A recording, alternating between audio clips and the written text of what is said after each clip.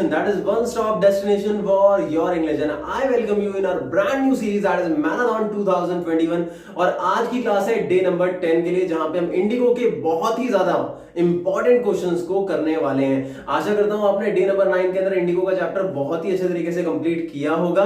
और अगर आप पहली बार इस चैनल पे आए गाइस, मेक श्योर आप चैनल को सब्सक्राइब जरूर करें, बेल आइकन को हिट जरूर करें, क्योंकि आपकी इंग्लिश की प्रिपरेशन है हमारी जिम्मेदारी, और हमारी जिम्मेदारी के साथ ये बहुत ही अच्छे तरीके से होने वाली है। और अगर आपने हमारी ये पूरी की पूरी सीरीज नहीं देखी है तो मेक श्योर आप डे नंबर 1 से सारी की सारी वीडियोस को जरूर देखें। प्लेलिस्ट का जो लिंक है वो नीचे डिस्क्रिप्शन बॉक्स के अंदर अवेलेबल है, और आप उसे क्लिक करके सारी की सारी वीडियोस को ले सकते हैं और अच्छे तरीके से अपनी प्रिपरेशन कर सकते हैं। गाइस, जिस पे अभी तक नोट्स नहीं है तो बता दूं, टेलीग्राम ग्रुप को ज्वाइन कर सकते हो। ऊपर सबसे ऊपर ग्रुप के अंदर मैंने पूरे के पूरे कंप्लीट नोट्स को पिन कर रखा है, वहां से आप पीडीएफ फाइल जो है डाउनलोड कर सकते हो। और रही बात आज की क्लास के नोट्स की, तो वो भी ड्राइव के लिंक के थ्रू आप डाउनलोड कर सकते हो, जो कि डिस्क्रिप्शन बॉक्स के अंदर अवेलेबल है। बाकी जितनी भी इंपॉर्टेंट प्लेलिस्ट है वो भी डिस्क्रिप्शन बॉक्स में अवेलेबल है, तो एक बार आपको डिस्क्रिप्शन बॉक्स को चेक जरूर करना है। गाइस, मेरे अगर एफर्ट आप लोगों को अच्छे लग रहे हैं, अगर आप लोगों को लग रहा है कि मैं मेहनत कर रहा हूं आप लोगों के साथ, तो प्लीज यार इस वीडियो को लाइक जरूर करना, शेयर जरूर करना, कमेंट करके अपना सपोर्ट जरूर दिखाना। Thank you so much guys. चलिए आगे बढ़ते हैं आज की क्लास की तरफ, that is day number 10। So hello guys, welcome to Goodwill Education, that is one stop destination for your English। और आज की क्लास है हमारी मैराथन 2021 डे नंबर 10, और इसके अंदर हम करने वाले हैं अपने इंपॉर्टेंट क्वेश्चंस इंडिगो चैप्टर के लिए, that is written by Louis Fischer. सबसे पहले बात करते हैं हम शॉर्ट क्वेश्चंस के अंदर हमारे कौन से क्वेश्चंस इंपॉर्टेंट है। डे नंबर 9 के अंदर हमने किया था जो डीप एनालिसिस था वो वाला पार्ट, उसमें हमने ज़्यादातर चीज़ें कवर अप कर ली थी, और आई होप जो क्वेश्चन आंसर्स हैं वो बहुत ही जल्दी आप लोगों को समझ में आ जाएंगे। सबसे पहला क्वेश्चन देखो ये है कि राजकुमार शुक्ला कौन था और वो गांधी जी के पास क्यों आया था। तो सीधी सीधी बात है, मैं यहाँ पे इसको नहीं पढ़ रहा, डायरेक्टली हमें आंसर पता होना चाहिए कि कंटेंट क्या है इसका। तो राजकुमार शुक्ला कौन था? एक पीजेंट था, या कह सकते हैं शेयर क्रॉपर था, जो कि चंपारण का रहने वाला था। और वो गांधी जी के पास इसलिए आया था क्योंकि जो ब्रिटिश लैंडलॉर्ड सिस्टम था वो उनके लिए एक बहुत बड़ा प्रॉब्लम था। जो एक ओल्ड एंशिएंट एग्रीमेंट था जिसके तहत उनको इंडिगो की प्लांटेशन करनी पड़ रही थी, तो एक बहुत बड़ी प्रॉब्लम थी, और इसी की कंप्लेन करने के लिए, इनजस्टिस जो हो रही थी पीजेंट्स के साथ, उसकी कंप्लेन करने के लिए वो आया था। ठीक है, तो ये आपको पता होना चाहिए। दूसरे क्वेश्चन की बात करते हैं, what made Gandhi ji accompany Rajkumar Shukla to Champaran, कि गांधी जी जो हैं वो राजकुमार शुक्ला के साथ चंपारण क्यों जाते हैं। तो राजकुमार शुक्ला क्या चाहता था भाई, गांधी जी जो कि उस टाइम के इंडियन नेशनल कांग्रेस का एक बहुत बड़ा फेस थे, वो उनको अपने साथ चंपारण ले जाना चाहता था। रीज़न यही था कि क्या नाम है, गांधी जी जो है जो इनजस्टिस उनके साथ हो रही थी पीजेंट्स के साथ एक ओल्ड एंशिएंट एग्रीमेंट के तहत, वो चाहता था कि गांधी जी जो है उसकी इंक्वायरी करें और देखें, और कहीं ना कहीं जो प्रॉब्लम हो रही है या जो इनजस्टिस हो रही है उसको रोकें। लेकिन क्वेश्चन ये नहीं है, क्वेश्चन ये है कि भाई गांधी जी उसके साथ जाने के लिए तैयार क्यों हो गए थे। तो बिकॉज ऑफ हिज टेनासिटी, हम टेनासिटी का मतलब होता है डिवोशन, डेडिकेशन, ठीक है। और उसके अंदर जो एक रेजोल्यूशन था कि वो गांधी जी को लेके ही जाएगा और दूसरों की हेल्प करना चाहता था, और कहीं ना कहीं वो एज अ लीडर सामने बढ़ के आया और उसने सोचा सॉल्यूशन के बारे में। तो इन चीज़ों से इंप्रेस होकर, उसकी लीडरशिप स्किल्स और साथ में रेजोल्यूशन को देख के गांधी जी तैयार हो जाते हैं उसके साथ जाने के लिए। वही लिखा है कि गांधी जी का कोई प्लान नहीं था कि वो किसी मास मूवमेंट के साथ जुड़ें, बट वो देखते हैं कि माइजरीज क्या है चंपारण की पीजेंट्स की लैंडलॉर्ड सिस्टम के तहत, और इंडियन लॉयर्स जो हैं वो कुछ नहीं कर रहे हैं। तो ये सब देख के उन्होंने ये सब कुछ किया है। ठीक है, अब नेक्स्ट क्वेश्चन ये है कि गांधी जी ने लॉयर्स जो थे चंपारण के, उनको कैसे इन्फ्लुएंस किया। देखो यहाँ पे क्वेश्चन थोड़ा अलग है। ये क्वेश्चन ये है कि उन्होंने चंपारण में लॉयर्स को कैसे इन्फ्लुएंस किया। ये कुछ एक्स्ट्रा पार्ट है जो मैंने एनालिसिस के अंदर नहीं बताया था, तो मैं एक बार बता देता हूँ। देखो, एक तो ये था कि उन्होंने लॉयर्स को डांटा क्यों था। तो वो लॉयर्स थे जो चंपारण के और मुजफ्फरपुर के थे, क्योंकि वो high amount of fees charge कर रहे थे। लेकिन यहाँ पे बात हो रही है कौन से लॉयर्स की, उन लॉयर्स की जो गांधी जी के फ्रेंड्स थे। यहाँ पे डॉक्टर राजेंद्र प्रसाद और उनके जो फ्रेंड्स थे उनकी बात हो रही है, क्योंकि शुरू में जब गांधी जी उनको टेलीग्राम देके भेजते हैं और गांधी जी कोर्ट से रिलीज हो गए थे, तो ये लोग मिलके गांधी जी को प्रोत्साहित करते हैं, एनकरेज करते हैं कि गांधी जी यहाँ से इस जगह को छोड़ के चलें, क्योंकि जो ब्रिटिशर्स हैं वो उनको यहाँ ट्रैप कर लेंगे और हम इंडिया की आज़ादी का जो सपना देख रहे हैं वो अधूरा रह जाएगा। लेकिन गांधी जी उनको समझाते हैं और उनको इन्फ्लुएंस करते हैं कि यार ये जो चंपारण का मुद्दा है एक छोटा मुद्दा नहीं है, that is actually a very big step towards the independence of India. और दूसरी चीज़ की जो पीजेंट्स हैं उनकी हेल्प करना भी बहुत ज़्यादा ज़रूरी है। तो उनको बड़ा एम्बैरेस्ड फील होता है, क्योंकि उस डिस्ट्रिक्ट के आसपास के होने के बावजूद वो उन लोगों के बारे में नहीं सोच रहे थे, और गांधी जी जो रिसेंटली साउथ अफ्रीका से आए थे वो उनके बारे में सोच रहे थे। तो ये एक बहुत बड़ी चीज़ है। ठीक है, तो वही है कि according to Gandhi ji the episode of Champaran was not a small thing when some influential lawyers like doctor Rajendra Prasad asked Gandhi ji to leave the matter because they had to perform much important thing. He influenced them by saying that the episode of Champaran is a step ahead towards the free India. ठीक है. अब next question ये है कि गांधी जी ने 25% refund जो था उसको एक्सेप्ट क्यों कर लिया था भाई. तो इसीलिए एक्सेप्ट कर लिया था क्योंकि उनके लिए अमाउंट जो था, रिफंड का जो अमाउंट था वो इतना ज़्यादा इंपॉर्टेंट नहीं था. ज़्यादा इंपॉर्टेंट क्या था उनके लिए भाई, विक्ट्री ज़्यादा इंपॉर्टेंट थी, क्योंकि पहली बार जीत रहा था. क्या जीत रहा था? सिविल डिसोबीडियंस जीत रहा था. ऑनलाइन क्लास में मुझे कभी कभी ऐसा फील होता है कि मैं अकेले अपने आप को समझा रहा हूँ और पढ़ा रहा हूँ. Do you feel that? आगे बढ़ते हैं. Who was Charles Free Rendezvous and why did Gandhiji's friend want him in Champaran? Why was Gandhi against this? तो कई बार ना बच्चे कंफ्यूज हो जाते हैं इस क्वेश्चन को लेके. ये नाम नहीं सुना होता उन्होंने.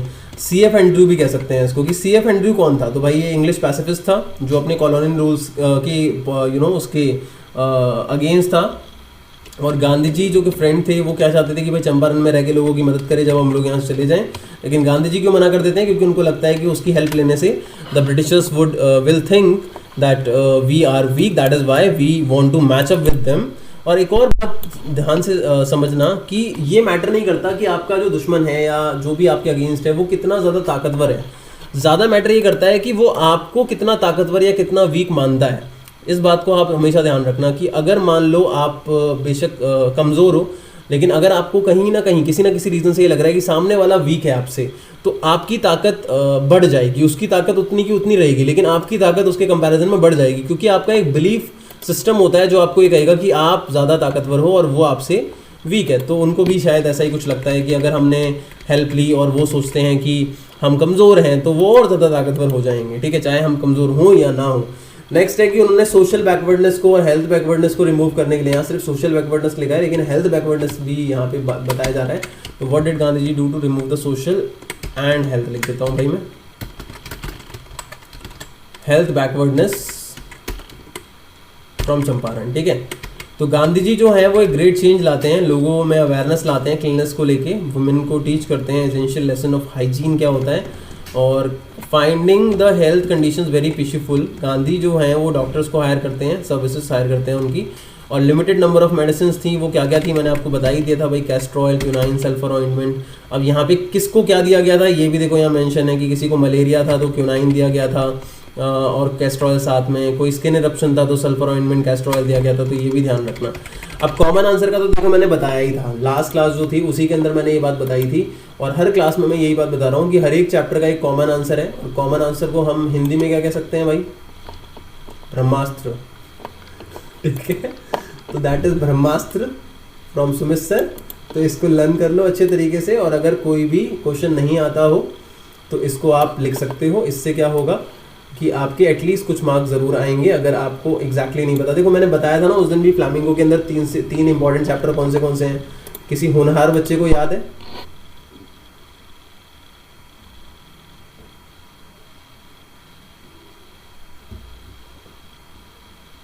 Very good. 2 होनहार बच्चों ने कुछ बोला है, और बाकी सब सर हम सुपर होनहार हैं, हम बोल नहीं रहे लेकिन हम दिल में बोल रहे थे अंदर से. चलो, ये लॉन्ग क्वेश्चन जो होता है गाइस, लगभग मान लो आप पूरे चैप्टर को ही जस्टिफाई कर रहा होता है, या फिर हम कह सकते हैं चैप्टर के टाइटल को जस्टिफाई कर रहा होता है. जैसे कई बार क्वेश्चन आ जाए, justify the title the last lesson, justify the title the lost spring. तो हमेशा ध्यान रखना, मेन पॉइंट बीच में रख सकते हो, लास्ट में जस्टिफाई कर सकते हो, स्टार्टिंग में कर सकते हो, लेकिन ओवरऑल चैप्टर आपका रिवॉल्व होना ही है. और मैं अगर बात करूँ ना लॉन्ग क्वेश्चन की, तो ज़्यादातर जो क्वेश्चन आता है लॉन्ग, इसमें पता है किस चीज़ पे आता है? Turning point. Champaran as a turning point.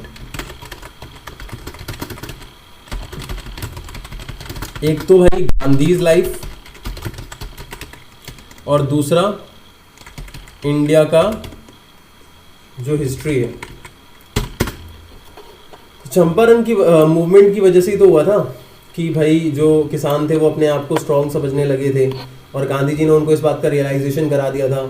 और सबसे इंपॉर्टेंट चीज़ गाइस यही होती है, देखो अपने आप को अगर तुम थर्ड क्लास समझते रहोगे ना, तो कभी भी ज़िंदगी में फर्स्ट क्लास नहीं बन पाओगे. फर्स्ट क्लास बनने के लिए इंपॉर्टेंट पहले यही चीज़ होती है कि आप अपने आप को फर्स्ट क्लास समझो, और उससे भी पहले आप ये समझो कि मैं बन सकता हूँ. समझ में आ रहा है? तो यही चीज़ है यहाँ पे। उसी पॉइंट ऑफ व्यू से अगर गांधी जी की लाइफ का हम कहें तो गांधी जी भी उसी टाइम के बाद काफ़ी ज़्यादा अपलिफ्ट हो गया था, उनकी जो पर्सनालिटी थी, और उनको चैम्पियन समझा गया था चंपारण का, ठीक है। और काफ़ी जगहों पे उन्होंने फिर मूवमेंट्स किए थे उसके बाद ही। तो ये पहला बहुत बड़ा मास मूवमेंट था गांधी जी का। तो गांधी जी की लाइफ का भी एक बहुत बड़ा मास मूवमेंट रहा है ये, और इंडिया की हिस्ट्री के लिए भी रहा है, ठीक है। अब वही लिखा है ना, देखो, why is the Champaran episode considered to be the beginning of the Indian struggle of, देखो वो दूसरा वाला जो एस्पेक्ट था ना चंपारण का, वो यहाँ पे पूछा गया है। तो वही चीज़ है यहाँ पे, और कुछ नहीं है अलग। दूसरा है, Gandhi's loyalty was not a loyalty to abstractions, it was a loyalty to living human beings. वाइड बताओ भाई, ये क्वेश्चन का मतलब कोई बताएगा?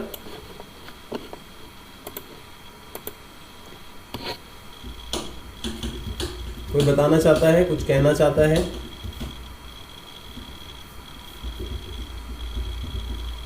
एब्स्ट्रैक्शंस किसे कहते हैं guys? What is the meaning of abstractions?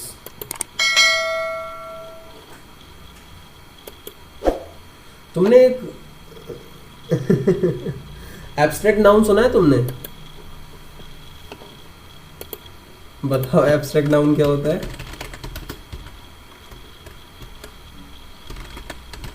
सुना नहीं, तुमने पढ़ा भी होगा याद नहीं आ रहा है, वो बात अलग है।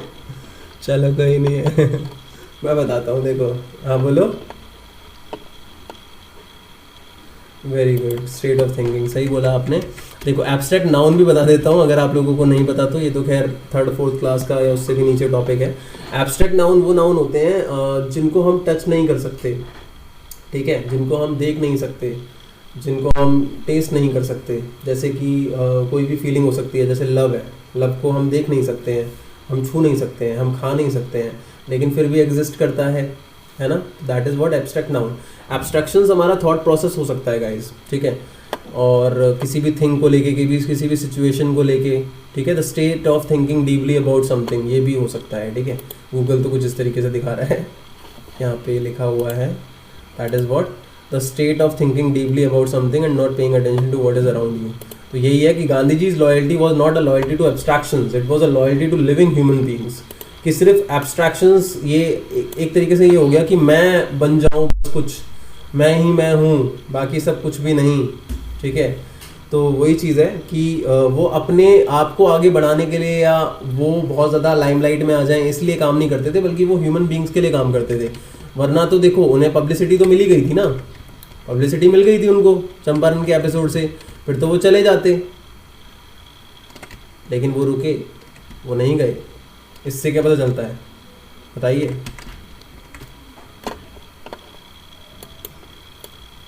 बताओ भाई, इतना अब तो बताओ तो थोड़ा बहुत कुछ।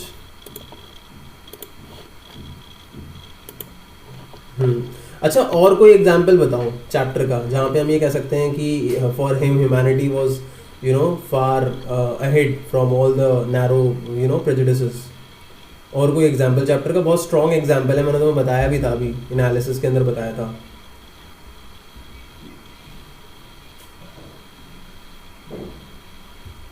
डॉक्टर राजेंद्र प्रसाद ने मना कर दिया था, उसके बावजूद वो वहाँ रुके, ठीक है। इसके अलावा और इससे भी इम्पोर्टेंट पार्ट, हाँ, कन्फ्लिक्ट ऑफ ड्यूटीज़ वाला, ये भी बहुत इंपॉर्टेंट फैक्टर है। चीज़ों को ना एनालाइज करा करो। मैं बताऊं, लिटरेचर के अंदर स्पेशली वो बच्चा ज़्यादा आगे जाता है गाइज जो ना चीज़ों को ऑब्जर्व करता है। जो जितना ज़्यादा चीज़ों को ऑब्जर्व करता है वो उतना ज़्यादा लिटरेचर में आगे जा सकता है, ठीक है। मैं ये नहीं कहता कि लिटरेचर में आगे जाने के लिए चीज़ों को ऑब्जर्व करो, बट डोंट यू थिंक कि चीज़ों को ऑब्जर्व करना ज़रूरी है एज अ ह्यूमन बीइंग, बहुत ज़्यादा ज़रूरी है। और मैं सच बताऊं तो ज़्यादा चीज़ों को ऑब्जर्व हम तब करते हैं जब हम बहुत छोटे होते हैं। छोटे छोटे जब बच्चे होते हैं ना, तो हम हर एक क्वेश्चन को ऑब्जर्व कर रहे होते हैं। जैसे हमने शुड विजार्ड मॉमी के अंदर भी पढ़ा था कि जो कितना ज़्यादा क्यूरियोसिटी रखती है चीज़ों को लेके।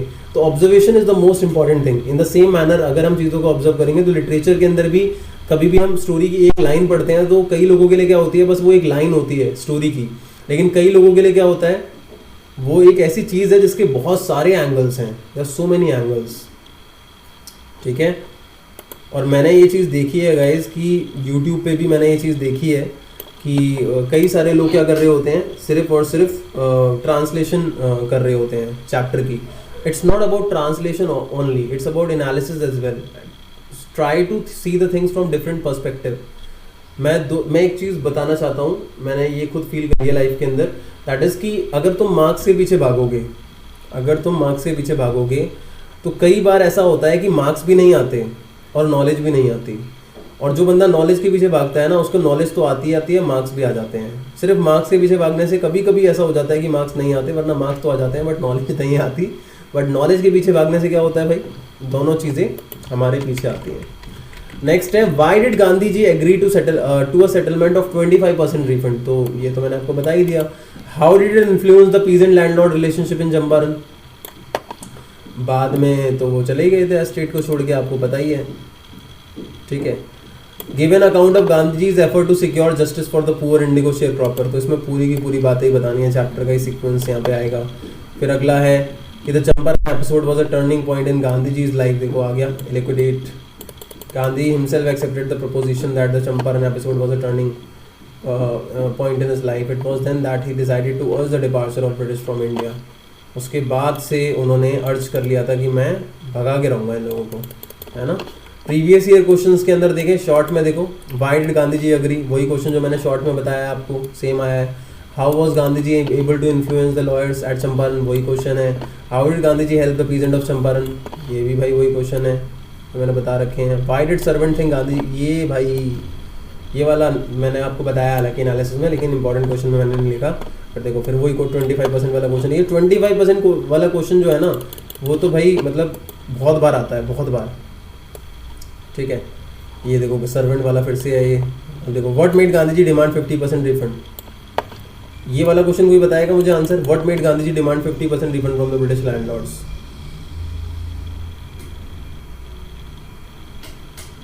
उन्होंने 50% क्यों मांगा?